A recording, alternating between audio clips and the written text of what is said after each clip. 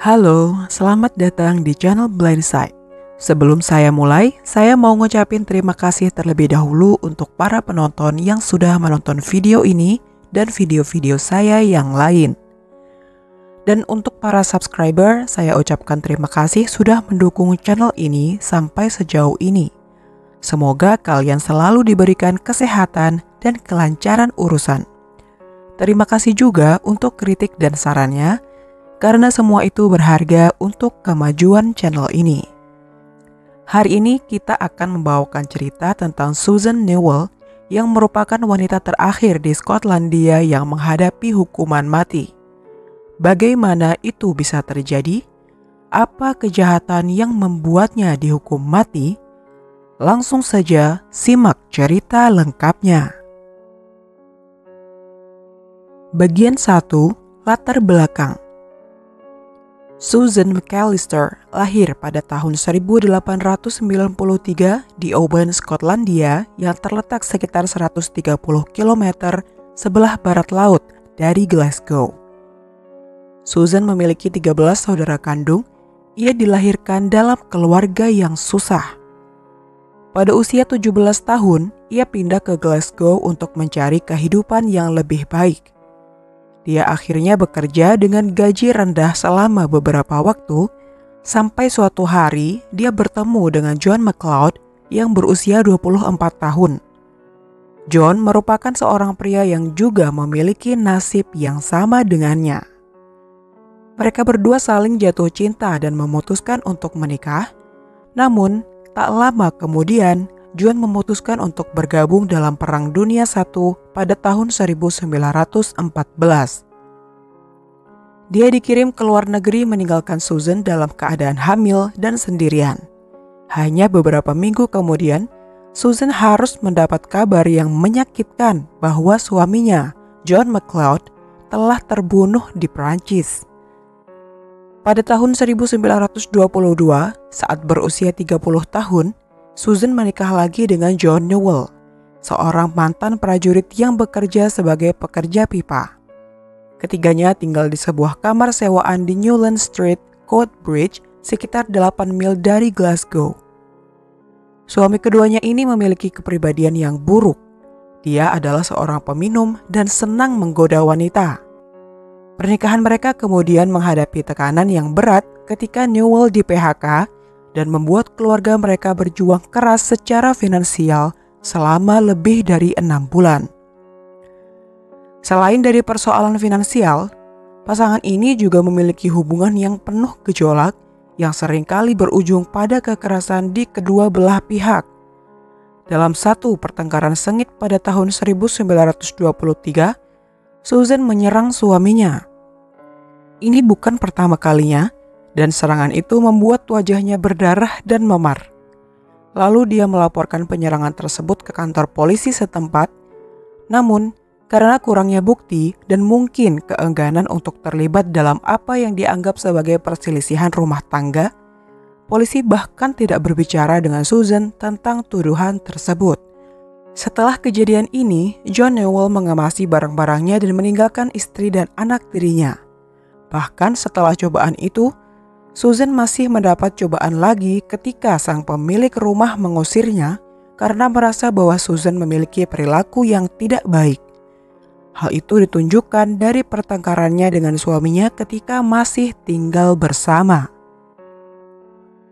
Bagian 2, Susan melakukan pembunuhan. Hari Rabu tanggal 20 Juni tahun 1923 adalah hari karnaval di Coatbridge. John Johnston, seorang anak laki-laki berusia 13 tahun yang merupakan penjual koran jalanan, sedang melihat keadaan yang ramai karena adanya karnaval. Dia berpikir itu bisa meningkatkan penjualannya. Dia mulai menelpon ke rumah-rumah dengan harapan bisa menjual korannya. Pada pukul 18:45, Johnston menelpon di nomor 2 Newland Street dan secara kebetulan mengetuk pintu rumah Susan Newell. Dia pun langsung dipersilahkan masuk, lalu Susan mengambil sebuah koran darinya, namun dia tidak berusaha untuk membayarnya, sehingga pertengkaran pun terjadi di antara keduanya. Selama perselisihan tersebut, Susan mencengkeram leher Johnston dan menghantam kepalanya hingga tewas. Tak lama setelah kejadian itu, putri Susan, Janet, pulang ke rumah dan menemukan mayatnya. Karena takut, Susan pun berbohong pada Janet bahwa ayah tirinya lah yang telah membunuh anak laki-laki itu dan bersumpah untuk merahasiakannya. Keesokan paginya, Susan dan Janet memasukkan jasad John yang terbungkus karpet ke dalam gerobak dan bertemu Dixon, seorang sopir truk yang menawarkan mereka tumpangan ke Glasgow. Dia kemudian menurunkan mereka di Duke Street. Ketika membantu menurunkan gerobak itu hampir terbalik dan jatuh ke tanah. Dixon berhasil memegang gerobak untuk menghentikannya agar tidak jatuh sepenuhnya, namun muatannya terlepas sebagian. Dia terkejut karena kepala John Johnston menyembul keluar dari bawah penutup yang seperti selimut tebal, sementara kaki kirinya menjorok ke bawah dan menggantung di tepi gerobak. Susan segera menyelimuti muatannya yang menyeramkan itu dengan cepat dan berterima kasih kepada Dixon dengan ucapan singkat, "Saya akan mengurusnya, biarkan saja." Susan dan Janet kemudian berjalan menyusuri Duke Street. Namun tak disangka-sangka, ternyata kejadian tersebut disaksikan oleh seorang warga dari jendela rumahnya. Dia memutuskan untuk diam-diam mengikuti Susan dan Janet. Warga itu menjelaskan kepada saudara perempuannya apa yang telah dilihatnya. Mereka berdua mulai mengikuti Susan dan Janet saat mereka mendorong gerobak di sepanjang Duke Street dan kemudian berhenti di jalur akses di sebelah nomor 630. Salah satu dari mereka memutuskan untuk memanggil polisi, sementara yang lainnya terus mengawasi bangunan rumah petak tersebut. Robert Foot, seorang penduduk setempat, keluar dari kantor agen beritanya ketika salah satu wanita berteriak kepadanya, "Ada seorang wanita di jalan masuk itu dan dia membawa mayat." Susan sampai di ujung jalan dan mendapati dirinya berada di halaman belakang rumah petak. Tidak ada jalan keluar kecuali melalui jalan yang tadi ia lalui atau dengan memanjat tembok setinggi 6 kaki yang memisahkan halaman belakang satu sama lain. Susan juga menyadari kecurigaan yang timbul sejak kejadian di Lorry, mulai panik saat melihat Robert Foot berjalan di jalur tersebut. Dia segera melepaskan gerobak, meninggalkan Janet dan mulai memanjat tembok pembatas setinggi 6 kaki.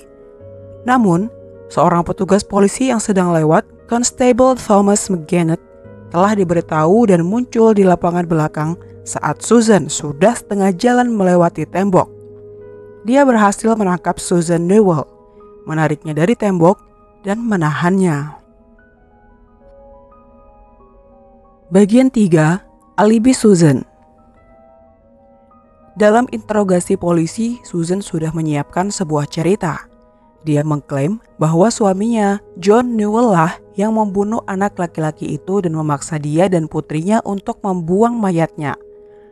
Susan telah merencanakannya dengan sangat baik, sehingga putrinya yang berusia 8 tahun menceritakan kisah yang sama dalam interogasi terpisah. Sebuah surat perintah dikeluarkan untuk Newell dengan deskripsinya. Dia menyerahkan diri dan ditangkap. Terlepas dari fakta bahwa dia memiliki alibi, baik suami maupun istri tetap diadili. Pada tanggal 18 September, Lord Elnes memimpin persidangan. Suami dan istri duduk bersebelahan di kursi pesakitan.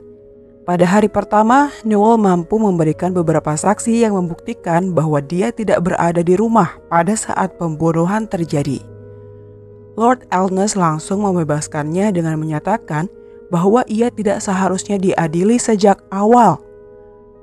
Dengan hilangnya kambing hitamnya, Susan menggunakan taktik berikutnya dan mengaku gila. Saksi-saksi diajukan untuk melawan Susan termasuk putrinya, Janet.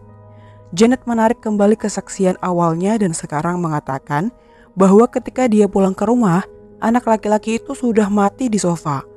Dia mengatakan bahwa ibunya menyuruhnya untuk membantu membungkus dan membuangnya. Susan juga memaksanya berbohong saat dia ditanyai oleh polisi. Pembelaan kegilaan Susan didasarkan pada pembunuhan yang tidak direncanakan dan tidak memiliki motif. Kegilaan Susan dibantah oleh Profesor John Glaister. Glaister adalah seorang ilmuwan forensik asal Skotlandia. Dia bekerja sebagai dokter umum, ahli bedah polisi, dan dosen di Glasgow Royal Infirmary Medical School dan Universitas Glasgow. Bagian 4. Putusan hukuman bagi Susan. Persidangan ditutup pada hari kedua. Juri keluar selama 37 menit sebelum kembali dengan keputusan bersalah. Keputusan itu tidak bulat karena satu juri percaya pada pembelaan atas kegilaan Susan. Setiap anggota juri percaya bahwa Susan harus diberi belas kasihan. Namun, Lord Elnes akhirnya memutuskan untuk menjatuhkan hukuman mati dengan cara digantung. Isi putusan hukumannya adalah: sehubungan dengan putusan yang dikembalikan dalam kasus Anda, saya melihat dan memutuskan bahwa Anda, Susan Newell, majelis, dibawa ke penjara Glasgow, di sana untuk ditahan sampai tanggal 10 Oktober mendatang, dan pada tanggal tersebut antara jam 8 dan jam 10 pagi, di dalam tembok penjara tersebut di tangan algojo umum untuk digantung di lehernya di atas kibet sampai Anda mati. Dan tubuhmu setelah itu akan dikuburkan di dalam tembok penjara tersebut, dan semua barang-barangmu dianggap diambil untuk diserahkan pada Sri Baginda Raja. Dan aku mengucapkan ini sebagai hukuman.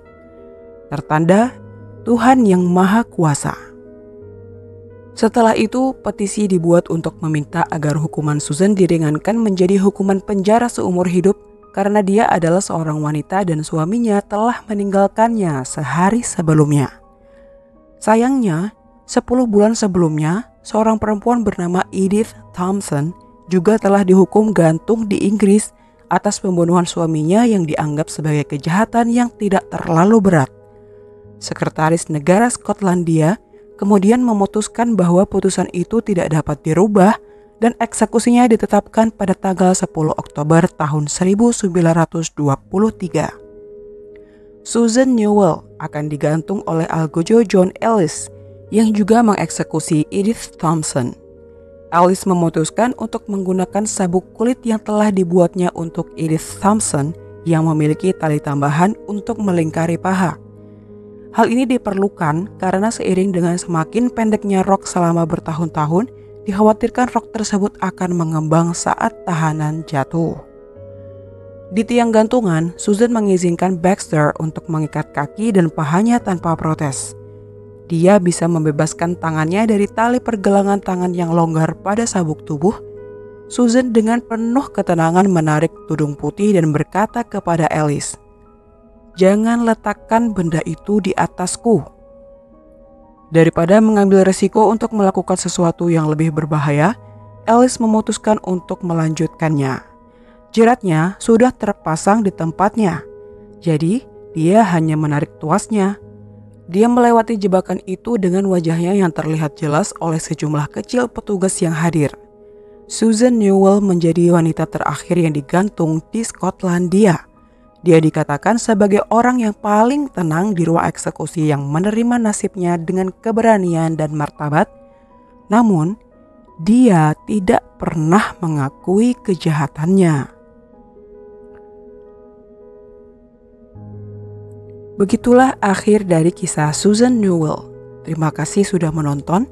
Semoga ada pelajaran yang bisa dipetik dari cerita ini, dan sampai jumpa di cerita-cerita berikutnya.